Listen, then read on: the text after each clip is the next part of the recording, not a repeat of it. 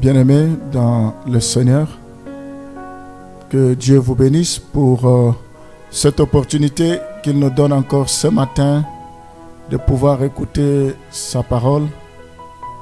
Ce n'est pas par habitude que nous nous levons le matin, mais c'est par la grâce de Dieu parce que nous pouvons aller dormir, mais sans pour autant nous réveiller. C'est une grâce, nous devons en être reconnaissants et nous voulons bénir le Seigneur parce que nous savons que tout don parfait vient d'en haut, vient de lui auprès de qui il n'y a ni changement ni variation d'ombre. Nous allons lui rendre gloire pour cette matinée, pour cette journée. Prions. Nous te bénissons, nous te rendons gloire parce que tes bontés ne sont jamais à leur terme, mais tu les renouvelles chaque matin. Je te bénis pour ton amour infini. Tu as accepté de venir mourir sur la croix pour nous, pour que nous ayons la vie et cela en abondance. Je te bénis parce que c'est toi qui donnes du sens à notre vie. À chaque jour suffit sa peine. Merci pour cette belle journée qui a commencé. Je te recommande cette journée, qu'elle soit une journée d'allégresse, une journée de joie, que le bonheur et la grâce nous accompagnent. Seigneur, je te recommande ce programme, cette exhortation de tous les matins, que tu puisses nous visiter. Je demande une onction spéciale, une onction particulière. Je prie pour que tu puisses nous visiter, nous parler, que tu puisses nous fortifier ce matin. Nous voulons que tu puisses nous canaliser, nous orienter par ta parole. Sois béni, nous avons besoin de ton rhéma. Ce matin, la lettre tue, mais l'esprit vivifie. Merci Seigneur parce que nous avons soif de te connaître. Nous avons soif de t'entendre. Nous sommes prêts, parle-nous. La foi vient de ce qu'on entend. Ce qu'on entend vient de la parole de Dieu. Merci Seigneur pour ta gloire au nom de Jésus. Nous voulons que tu croisses et que nous puissions diminuer. Nous t'avons ainsi prié. Amen. Le croyant a péché, Dieu lui offre la possibilité d'un nouveau départ sur la base. Nous allons lire des passages pour comprendre que Dieu nous offre toujours la possibilité. Certes, ça peut arriver que nous puissions trébucher. La Bible dit, 7 fois mon serviteur tombe, 7 fois je le relève. Je exhorte tous ceux qui culpabilisent, tous ceux qui ont trébuché. Dieu vous fait encore grâce. Vous devez vous relever et vous devez continuer. Qu'est-ce que la Bible nous dit dans 1 Jean 1, le verset 9? Si nous confessons nos péchés, il est fidèle et juste pour nous les pardonner et pour nous purifier de toute iniquité. Si nous confessons nos péchés, il est juste et fidèle. Le problème, si nous trébuchons, nous tombons, nous devons confesser nos péchés. Dieu est fidèle, même si nous sommes infidèles. Il nous pardonnera. Il est juste. Et il nous purifiera de tous nos péchés. Nous devons revenir au Seigneur. Nous devons arrêter de nous condamner. Nous devons arrêter de nous culpabiliser. Nous devons arrêter de nous dévaloriser. Nous devons arrêter de nous sous-estimer. Dieu est capable de nous revaloriser. Dieu est capable. Je pense à la femme qui avait un problème de perte de sang. Cette femme n'avait plus de valeur. Cette femme était stigmatisée, pointée de partout. Cette femme vivait en quarantaine, mais Dieu l'a valorisée. Dieu peut te valoriser. Dieu peut changer ton histoire. Dieu peut changer ta vie. Dieu peut t'amener trop loin. Il faut seulement avoir la modestie. Il faut seulement avoir l'humilité de venir au Seigneur. Et je complète ça avec 1 Jean chapitre 2, le verset 1 à 2. Mes petits enfants, je vous écris ces choses afin que vous ne péchiez point. Et si quelqu'un a péché, nous avons un avocat auprès du Père, Jésus-Christ le juste. Il est lui-même une victime expiatoire, pour nos péchés, non seulement pour les nôtres, mais aussi pour ceux du monde entier. Nous devons savoir que Jésus nous aime. Il est venu pour que ses brebis aient la vie et cela en abondance. Dieu ne désire jamais la mort des pécheurs. Ça peut arriver que nous puissions tomber. Ça peut arriver que nous commettions le péché. Il faut que nous ayons le courage d'aller vers lui. Tant que nous n'allons pas vers lui, nous allons nous sentir toujours pécheurs. Mais si nous allons vers lui, il est capable de nous sanctifier et de nous purifier. Voilà le troisième point, l'homme et la tentation. Nous allons enfin parler du quatrième point et qui est le dernier. Nous voulons parler de la victoire dans la tentation. Comment nous pouvons avoir la victoire dans la tentation? Christ comprend nos faiblesses ayant lui-même subi la tentation. Ici, j'aimerais que vous compreniez, nous sommes dans Hébreux 4, le verset 15. Car nous n'avons pas un souverain sacrificateur qui ne puisse compatir à nos faiblesses. Au contraire, il a été tenté comme nous en toutes choses sans commettre le péché. Ici, la différence, Jésus a été tenté. Lui qui est le souverain sacrificateur, il a été tenté. Il compatit à nos faiblesses. Il a été tenté sans commettre le péché.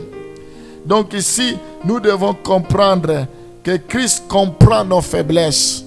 Vous qui êtes tenté, toi qui es tenté, toi qui traverses les épreuves, Dieu comprend. Il ne faut pas dire, mais Dieu, tu ne comprends pas pourquoi tu me laisses dans cette situation, sinon je vais te renier, sinon je risque de perdre la foi. Non, nous n'avons même pas besoin de dire de telles paroles parce que Dieu voit tout, il comprend. Il comprend nos faiblesses parce que lui-même a subi la tentation, mais sans jamais y céder. Il n'a pas cédé. Nous ne devons pas céder.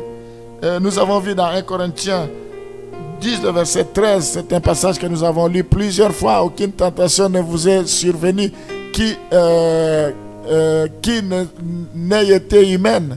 Et Dieu ne permettra pas, et Dieu qui est fidèle ne permettra pas que vous soyez tentés au-delà de vos forces. Dieu ne permettra pas, mais avec la tentation, il préparera aussi les moyens d'en sortir afin que vous puissiez la supporter. Donc, dans ce passage, nous voyons que Dieu compatit toujours à la tentation. J'aimerais te rassurer que Dieu compatit à ta tentation, tes épreuves. Dieu te soutient dans tes épreuves. Sois patient, tu verras la gloire de Dieu. Et il peut secourir ceux qui sont tentés. Il est capable, selon Hébreux 8, 18, à secourir tous ceux qui sont tentés. Ce matin, tu vas vivre le secours de Dieu. Aujourd'hui, tu verras le secours de Dieu. Il dit, invoque-moi les jours de ta détresse. Je t'exaucerai et tu me glorifieras. C'est un secours qui ne manque jamais. Tu vivras, tu expérimenteras le secours de Dieu. Car, ayant été tenté lui-même dans ce qu'il a souffert, il peut secourir ceux qui sont tentés. C'est une promesse. Rappelle-lui, secours-moi parce que tu as dit que tu secours ceux qui sont dans les épreuves. Il le fera parce qu'il est derrière sa parole pour l'accomplir. Nous pouvons voir également dans Apocalypse chapitre 3, le verset 20. Parce que tu as gardé la parole de la persévérance en moi. Je te garderai aussi à l'heure de la tentation qui va venir sur le monde entier pour éprouver les habitants de la terre. Encore une fois, Dieu promet ceux qui gardent la parole de la persévérance. Si nous sommes fidèles à lui, si nous menons une vie de consécration, si nous menons une vie de sanctification, quand nous serons dans les moments des épreuves, les moments de difficulté, parce que nous ne savons pas quand est-ce que cela peut arriver, une seule chose est vraie, il viendra à notre secours. Dans les derniers temps, il y aura des difficultés, des tentations, des épreuves. Oh, Dieu viendra nous secourir quand tous les habitants seront dans des épreuves. Dieu viendra nous secourir parce que Il nous aime parce qu'il veut notre bonheur. Dieu fait remporter des victoires à ceux qui sont en communion avec lui. 2 Corinthiens chapitre 4, le verset 14. Aussi longtemps que nous sommes en communion avec lui, Dieu nous donne la victoire. Grâce soit rendue à Dieu qui nous fait toujours triompher en Christ et qui répand par nous en tout lieu l'odeur de sa connaissance. Alléluia. Dieu nous donne la victoire. Nous faisons remporter toujours la victoire. C'est ce que la Bible dit. Il fait remporter des victoires à ceux qui sont en communion avec lui. Le problème, c'est d'être en communion avec lui. Le problème, c'est d'avoir une intimité, une bonne relation avec Dieu pour qu'il puisse te secourir. La question que nous pouvons nous poser en commençant par moi-même, est-ce que nous sommes réellement en relation avec Dieu? Est-ce que nous l'avons déjà reçu dans notre vie comme Seigneur et Sauveur personnel? Est-ce que nous allons le chercher dans une assemblée locale? Est-ce que nous sommes membres d'une église pour persévérer? La Bible dit, il persévérait dans la communion fraternelle, dans la fraction de pain. Il persévérait dans la prière. Il persévérait dans la fraction de pain. Là, ils étaient dans l'église, ils persévéraient. Donc, nous devons persévérer, servir le Seigneur, faire partie d'une église. Donc, il y a beaucoup de choses que vous pouvez apprendre dans une église. Je vous invite ici à l'église évangélique La Trompette, comme l'adresse est en train de défiler au 282 Faubourg des Postes. C'est ici, vous pouvez grandir, vous pouvez encore découvrir, nous pouvons partager avec vous, aller en profondeur, vous pouvez persévérer, on peut prendre soin de vous. Vous avez la possibilité de nous interpeller, de demander la prière, de solliciter la prière. Nous pouvons vous écouter. C'est important parce que en restant seulement sur Facebook, vous ne pouvez pas bénéficier d'autres choses, notamment de la prière. C'est vrai qu'on peut le faire par médias, mais c'est encore mieux si on se voit, on peut discuter, on peut vous écouter. Donc c'est important. Nous avons une adresse, nous avons une église où nous prions, où nous partageons la parole de Dieu, où nous croyons à l'authenticité de la parole de Dieu, où nous annonçons l'évangile, où le Seigneur accompagne, confirme sa parole par des signes, des prodiges, des miracles, où nous pouvons bénéficier de la délivrance, bénéficier de tous les services que le pasteur peut mettre à notre disposition. Éternel Dieu Tout-Puissant, souvent nous avons tendance à attribuer les épreuves à Satan automatiquement alors qu'il n'en est pour rien. C'est la convoitise de la chair qui est à nous. C'est la convoitise des yeux. C'est l'orgueil de vie. C'est qui entre et qui est sur l'homme, ce n'est pas ce qui sort.